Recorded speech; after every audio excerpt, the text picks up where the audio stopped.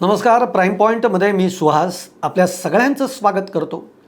आजची सकाळ जी उजाडली ना, तीच मुळात एक दुर्दैवी बातमी घेऊन. दुर्दैवी यासाठी म्हणतोय की मोदी सरकार जे आहे, खरंच मोदी सरकारच्या या काळामध्ये लोकशाहीची जी मूल्य आहेत त्या मूल्यांना खरंच जपलं जात आहे का, याचा विचार करायला लावणारी ही बातमी आहे. म्हणून मी म्हटलं की आजची सकाळ ही दुर्दैवी एका बातमीने सुरू झाली. आज सोनम वांगचुक, त्यानंतर कॉकरोच जनता पार्टीचे दिपके जे आहेत, यांचं जंतर मंतरवर आंदोलन चालू आहे. त्यातून सोनम वांगचुक हे आमरण उपोषण करत आहेत. किती दिवस झाले या गोष्टीला? आज कालचा त्यांचा दिवस जो आहे तो 19वा दिवस होता. आजचा 20वा दिवस. 20 दिवस एक माणूस उपाशी तापाशी पोटामध्ये अन्नाचा कण न घेता तो उपोषण करतोय. मान्य आहे, माणसाची कॅपॅसिटी असते, काही दिवस अन्न न ग्रहण करता जगता येतं. पण किती परीक्षा बघायची, कुठल्या मुद्द्यासाठी?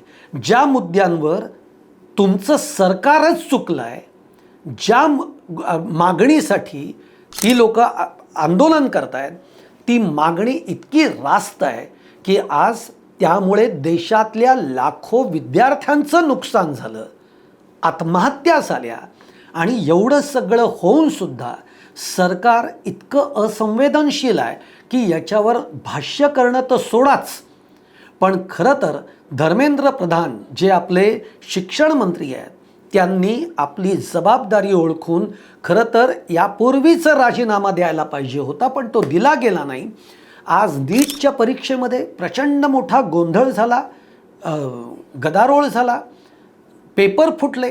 बरं, त्या पेपर फुटीचे सगळे लिंक्स तुमच्या समोर आल्या. यातनं लाखो विद्यार्थ्यांचं नुकसान झालं.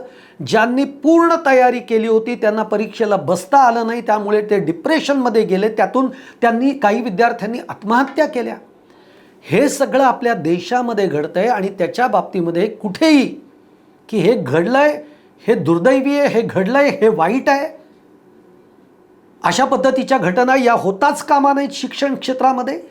याची ना पंतप्रधान बोलत आहेत, ना गृहमंत्री अमित शहा बोलत आहेत, आणि ना शिक्षण खात्याचे मंत्री धर्मेंद्र प्रधान काही बोलत आहेत.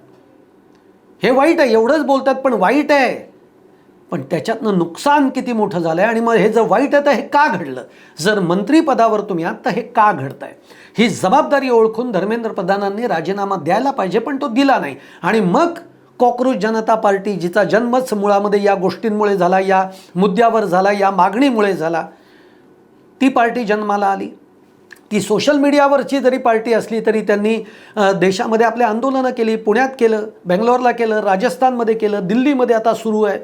या त्यांच्या आंदोलनाला सोनम वांगचुकसारखी जी मंडळी येतात, अत्यंत बुद्धिवान मंडळी, सोनम वांगचुकसारखं व्यक्तिमत्व आपल्याला सगळ्यांना माहिती आहे, त्यांचं एकूण बॅकग्राऊंड जे आहे हे बघता आज देशातला एक अत्यंत महत्त्वाचा व्यक्तिमत्व, महत्त्वाचा माणूस हा या आंदोलनामध्ये सहभागी होतोय, तो उपोषण करतोय, आमरण उपोषण करतोय.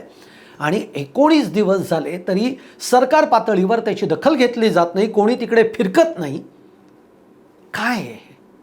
आपल्याला पक्ष फोडाफोडीच्या राजकारणामध्ये इतकं लक्ष द्यायला वेळ आहे, पण सोनम वांगचुकांचा ते आमरण उपोषण करतायत, त्यांना जाऊन आपण भेटावं, त्यांची काय नेमक्या मागण्यात, त्यांना काही आश्वासित करता येतं आहे का, त्यांचं काही मन वळवता येतं आहे का, याच्यासाठी आपल्याकडे वेळ नाही आहे. राम मंदिराच्या दानपेटीच्या चोरीवर सुद्धा हे सरकार गप्पच राहिलेलं आहे. काय 4-8 लोकांना अटक केलेली आहे. त्याच्यानंतर जे महत्त्वाचे याच्या मागचे सगळे महत्त्वाचे व्यक्ती आहेत त्यांचं काय झालं? काही नाही झालं. तर त्यामुळे सोनम वांगचुकांना जेव्हा काल कोर्टाने असं म्हटलं की सोनम वांगचुक यांची प्रकृती महत्त्वाची आहे, त्यांच्या प्रकृतीकडे सरकारने लक्ष दिलं पाहिजे, त्यांच्या काय मागण्या, त्यांचं काय म्हणणं आहे ते ऐकून घेतलं पाहिजे, तेव्हा हालचाल काय झाली तर त्या आंदोलनस्थळी पोलीस गेले. ते सुद्धा पोलिसांच्या वेशात न जाता साध्या वेशात गेले आणि वांगचुक यांना तिथनं उचललं, त्यांना ॲम्ब्युलन्समध्ये टाकलं आणि त्यांना रुग्णालयात दाखल केलं. म्हणजे काय केलं? म्हणजे सोनम वांगचुक यांच्या प्रकृतीची चिंता म्हणून हे नाही केलं, हे आंदोलन चिरडण्यासाठी केलं. जर तुम्हाला प्रकृतीची चिंता असती तर यापूर्वीच आंदोलनाच्या स्थळी सरकारकडनं प्रतिनिधी वारंवार गेले असते, त्यांच्याशी संवाद केला असता, त्यांना काही गोष्टी त्यांच्या म्हणण्या ऐकून घेतली असती, काही तुमची म्हणणी तुम्ही मांडली असती, पण काहीच नाही.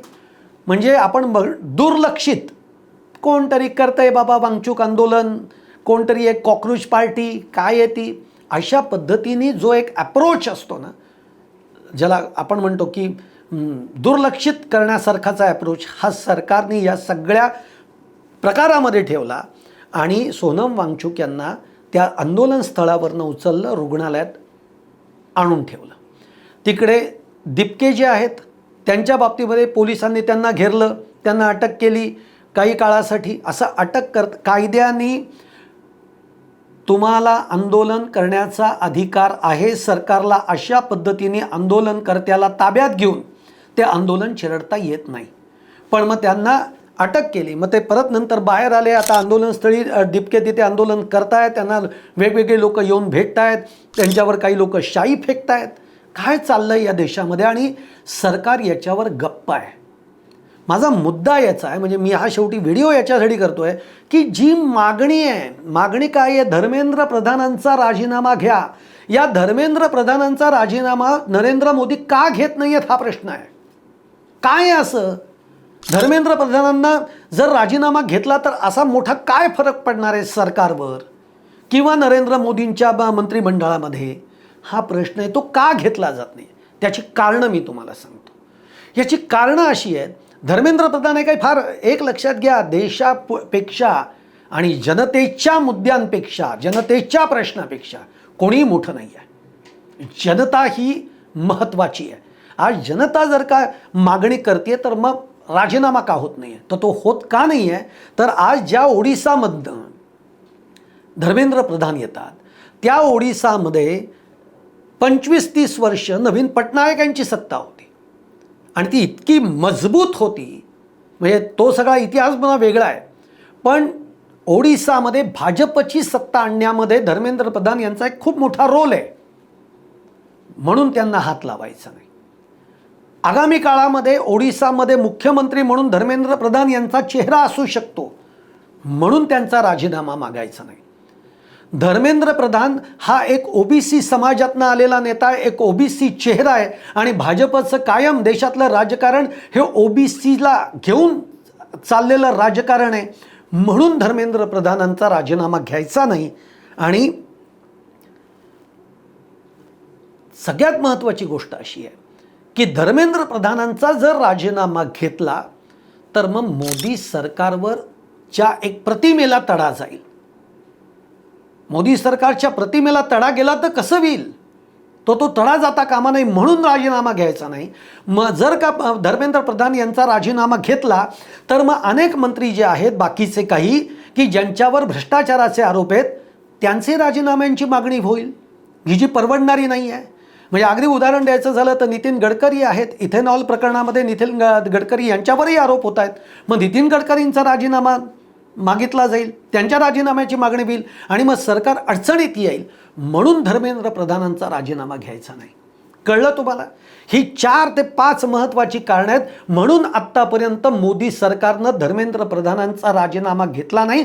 पण सोनम वांगचूक सारख्या एका अत्यंत बुद्धिवान, हुशार आणि जो तिथ्या लडाखच्या लोकांसाठी लढत राहिला आहे, अनेक देशाच्या हिताची कामं तो तिकडे करत राहिला, अशा माणसाला मरण्यासाठी जणू काही सोडून दिलं आहे सरकारने.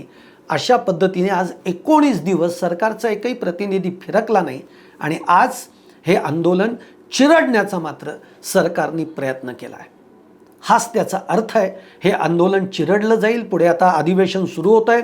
काय होत आहे, कारण आज कितीही झालं तरी दिपके मात्र आंदोलनाच्या भूमिकेवर ठाम आहेत आणि इतर पक्ष, विरोधी पक्षसुद्धा, आता उद्धव ठाकरे, अमित ठाकरे आज दिल्लीला गेलेले जंतर मंतरवर, उद्धव ठाकरेंचा शिवसेनेचा देखील या पाठिंबा आहे. सुप्रिया सुळे या जाऊन आलेल्या आहेत. आज देशातल्या प्रत्येक माणूस या आंदोलनाला पाठिंबा देतोय. का देतोय?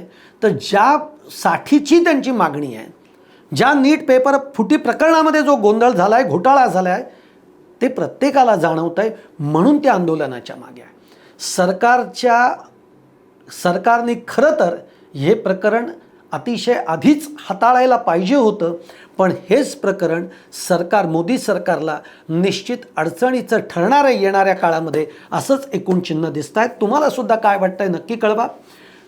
तुमच्या कमेंट जरूर आपल्या कमेंट बॉक्समध्ये टाका आणि तुम्हाला माझा व्हिडिओ आवडला असेल तर लाईक करा, शेअर करा, चॅनल सबस्क्राईब करायला विसरू नका. धन्यवाद.